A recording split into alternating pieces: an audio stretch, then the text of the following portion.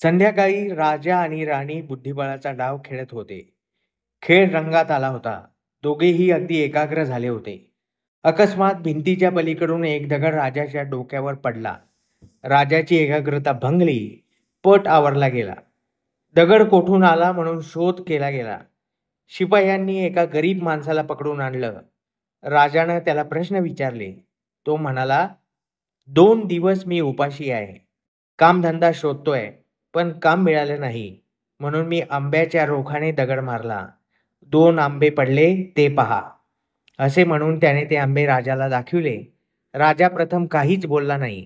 राजा काय शिक्षा देतो याकडे सर्वांचे डोळे लागून राहिले होते.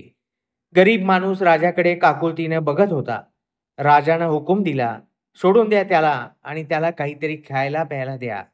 हुकूम ऐकून सर्वजण आश्चर्याने राजाकडे बघू लागले.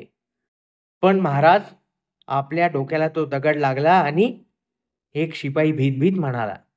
त्याला मध्येच थांबून राजा म्हणाला, झाडाला दगड मारला तर झाडाने सुद्धा भुकेल्याला 2 आंबे दिले आणि माझ्या समृद्ध राज्यात भुकेने वणवण फिरणाऱ्याला मी शिक्षा कशी करू? राजानं त्या गरीब माणसाला बागवानाच्या हाताखाली काम लावून दिलं.